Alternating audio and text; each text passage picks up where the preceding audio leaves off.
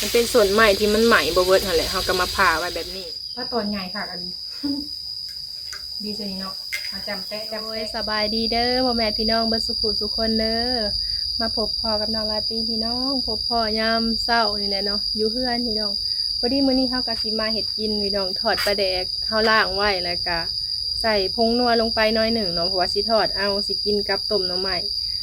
ที่ว่าหาช่วงนั้นแหละหน่อไม้ไหลหาได้1กระตาแหละพี่น้องเอามาต้มแล้วก็แกงเนาะพอดีรอบสุดท้ายเลยวันนี้เพราะว่ากิน2เทื่อแล้ว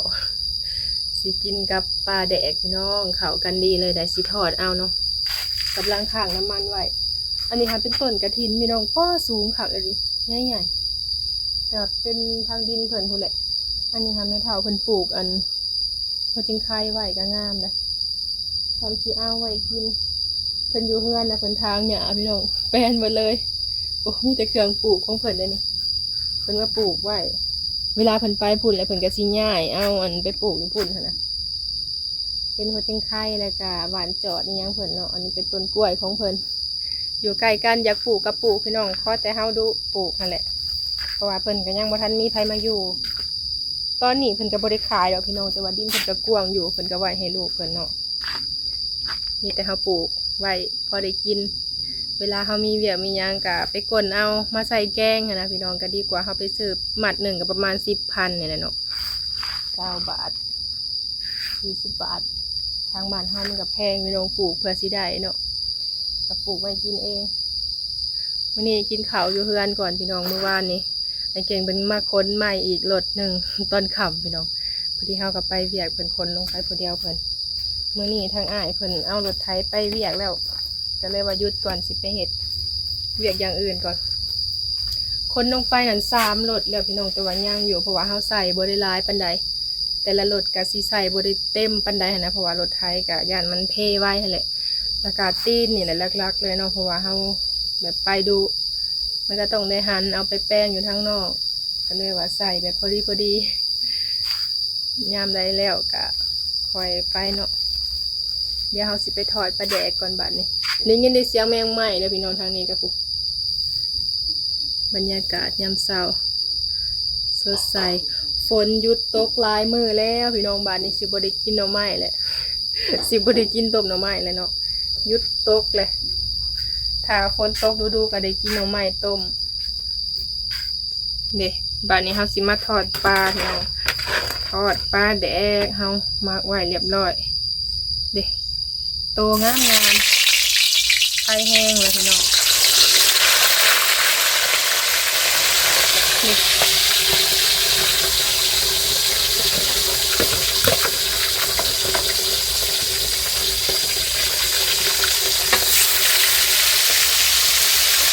อันนี้โป่งใส่เนาะ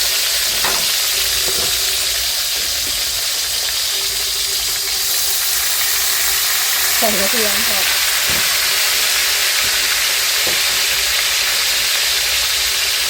ข้าวอุ่นเนาะไหมพี่น้องทางนั้นนะใส่หม้อหนึ่ง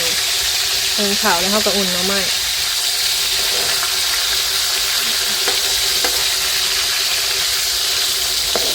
เขาใส่น้ำมันให้เดือดก่อนเขาจังเอาปลาลงมันจังบดติดหมอบางทีกับอยากเอาใบตองมาห้องก็ได้ถ้าว่ายันติดหมอก็ไม่ต้องห้องแต่ว่าอันนี้เขาถ่าให้น้ำมันเดือดแล้วเขาก็เอาปลาลงทอดเอากระเทียมกินกับต้มหน่อไม้เดี๋ยวจะแซ่บเลยมือก่อนๆนะก็ทอดกิ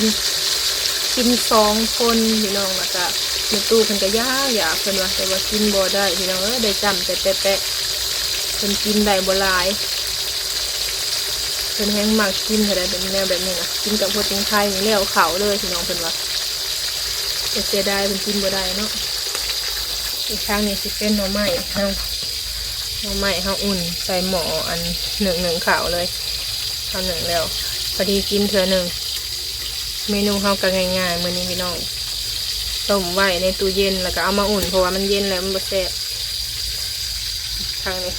เป็นไหม้อันออยไฟพี่น้องที่ว่ามันเป็นส่วนไหม้ที่มันไหม้บ่เบิดหั่นแหละเฮาก็มาผ่าไว้แบบนี้ในตู้เพิ่นผ่าไว้ออยไฟส่วนหลายเพิ่นสิซื้อไหม้ จักกาบไม้ยังแหละพี่น้องที่ว่ามันดังแล้วมันจะเป็นแบบแทนทงยางอีกยังก็ได้นะเวลาเขาดังไฟเป็นขายทง1,010,000เป็นหลอกขาย15,000แต่ว่าอันนี้เขามีที่เขาเผาเองแล้วก็สบายถ้าบ่มีเขาก็ไปเอาอยู่ป่าพี่น้องถ่านก็เอามาไว้ดังร้ายเลยของครัวเขาก็มีหลายอย่างพี่น้องถ่านดังอันนี้ทางนี้ก็4 เตาแล้วก็ทางในอีกก็มีอีกช่วงหนาวฝนมันอึดถ่านเอามาไว้พี่น้องพอได้ดังไปซื้อเพิ่นเป้าละ45-50ผู้ได้เพิ่นก็กินกำไรนั่นแหละไปหาซื้อตามห้างเนี่ยเอามาดังเองใส่หนาถ่านกันสิประมาณนี้นี่เด็ดแปะใส่แล้วก็เอามาเลยถ้าได้ดังเนาะทางนี้ก็กดทางด้นๆก็เขาจังคลิกขึ้นแล้วมันสิติดหมอนะได้ยินแต่เสียงแมงไหม้แมงอีแมงจักรจั่นพี่น้องแต่ว่าทางนี้เนี่ยบ่ได้หลายเลยได้เห็นโต2 โตบ่อนในเก่งไปติดมือนั่นน่ะนี่อยู่ถ้าติดเป็นกับพอได้กินบรรยากาศแห้งเวอร์แต่ฝนบ่ตกเนาะก็หน่อไม้เพิ่นได้นี่ก็ได้ออกอันเดียวหน่อไม้2 ไผ่ตกดุลายผัดทานเปียกเบิดพี่น้องชาวาบ่ตกผัดว่าเนี่ยอยู่แนวกินกับหายากเนาะคือที่แหมนั่นแหละ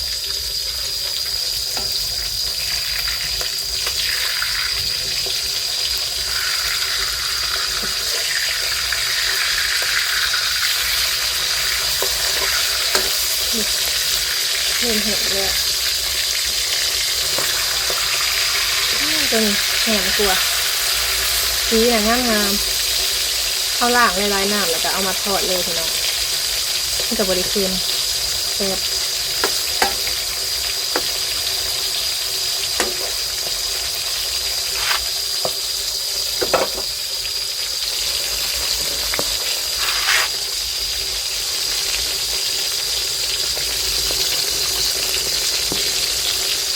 ทอดปลาแดกตอนใหญ่เอามาจากป้าไก่เด้พี่น้องนี่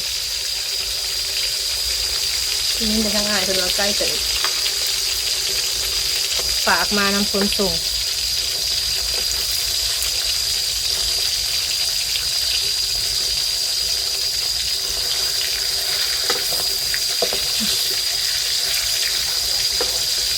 นี่กินข้าวก้อนจากไปทางนอกกะเมืองบริกินกับบริกินข้าวเช้าบริกินข้าวเที่ยงพี่น้อง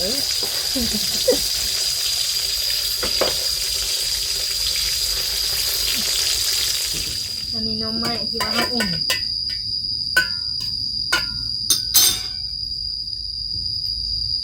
หน่อใหญ่เด้อ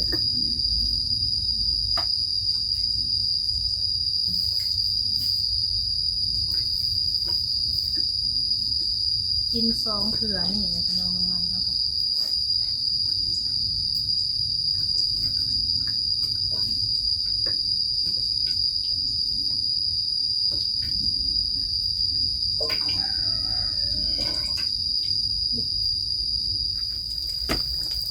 ลุกไปพี่น้องบ้าน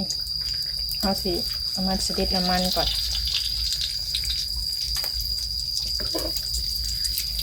สีงามแฮง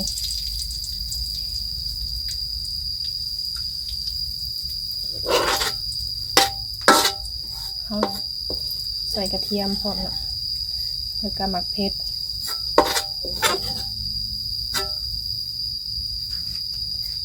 2 โตพี่น้องกินกับต้มหน่อไม้เดี๋ยวมัน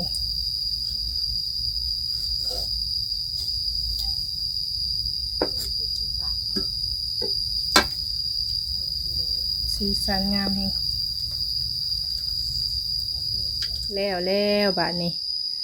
โดยสบายดีเด้อพี่น้องเด้อโดยมื้อนี้เมนูเฮาพี่น้องคือมาเข้ากันคักแท้เนาะมีอันต้มหน่อไม้พี่น้องที่ว่าไว้ในตู้เย็นแล้วก็มีแจ่วผักหอมบัวเด้อแล้วก็อันปลาแดกตอนใหญ่พี่น้องนี่เขาทอดเรียบร้อยเลยอยากเอาใส่ในนี้ก็ได้ถ้าอยากจำก็พี่น้องในคักเลย เฮาทอดกับบริติดหมอเลยพี่น้องเมนูง่ายๆมื้อนี้น้องไม่ไล่แม่เฒ่าเพิ่นน่ะกินกับต้มปลาขอใหญ่พี่น้องเพิ่นน่ะนั่งกินอยู่ทางหลัง นั่งกินอยู่บนเฮาทอดปลาแดกพุ่นแหละเมนูเฮากินเป็นอะไรแซ่บบ่ ครับ รสชาติดีเพิ่นว่าพี่น้องมาเด้อพี่น้องเด้อกินข้าวนำกันเด้อ มาทุกคนมา กินข้าว กินข้าวกินข้าว มึงเอาสิบีซะนี่ก่อนว่าตอนใหญ่ค่ะอันนี้ บีซะนี่เนาะมาจำแปะตัวใหญ่ให้ปลาแดกกันเนาะจ้ำมันจะเป็นอะไรปลาแดกเจียวเข้ากันได้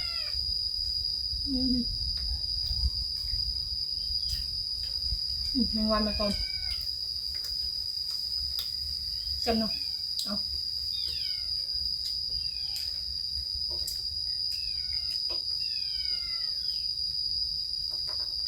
ทำไม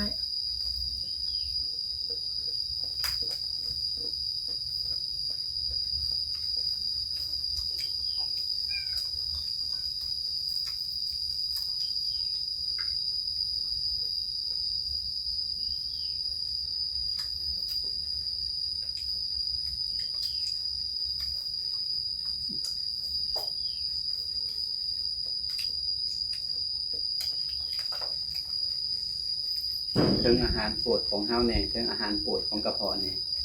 เป็นวันนี้ฮะ เรื่องกันวะแบบ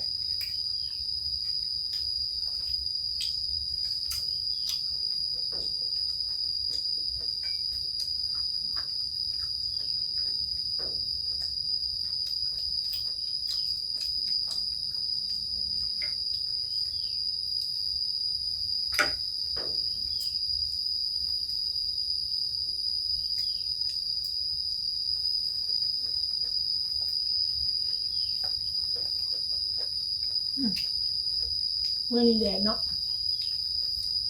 เสียงแมงไหม้ในป่าในห้องขับทีบเลย อยู่ใกล้ป่าทางหนาเพื่อน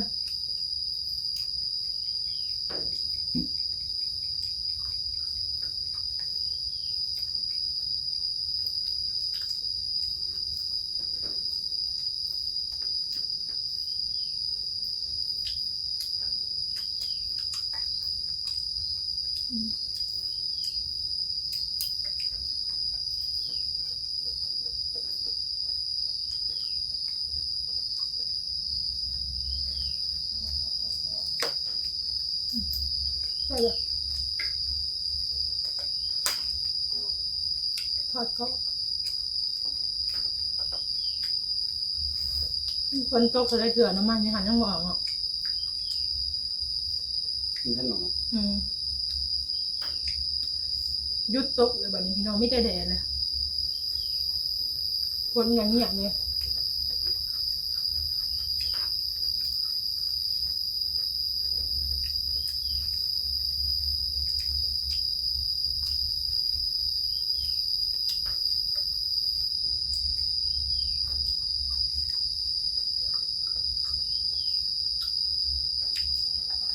เหนื่อยของไทยแซ่บ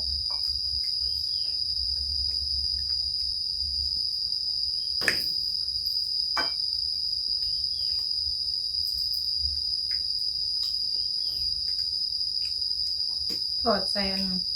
ทอดใส่น้ำตาลก็ได้เลยถ้าเบื่อให้ติดก้นหมอ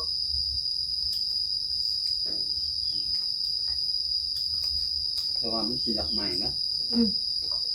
ใหม่ตาล เขาถอดบริษัทน้ำตาล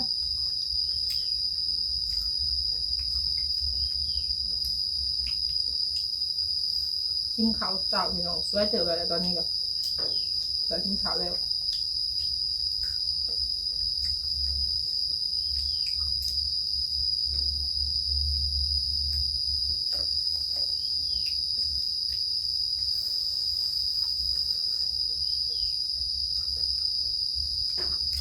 เบิดตัวหนึ่งย่างตัวหนึ่ง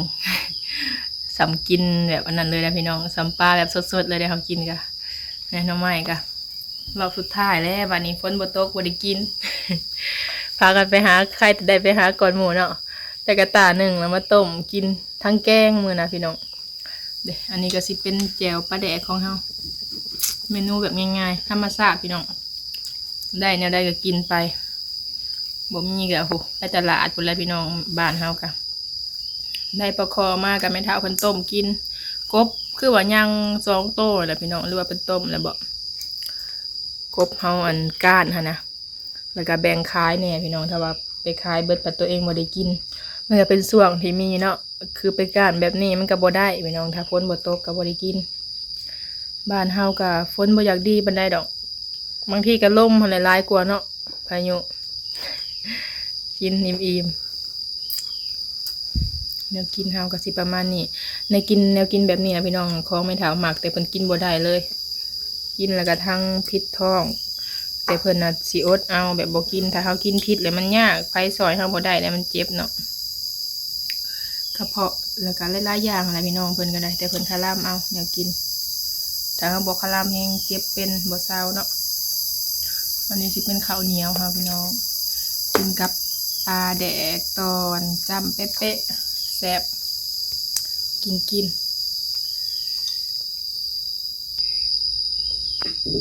ได้ยินแต่เสียงนกเสียงแมงไหม้ทางเฮือนเฮาพี่น้อง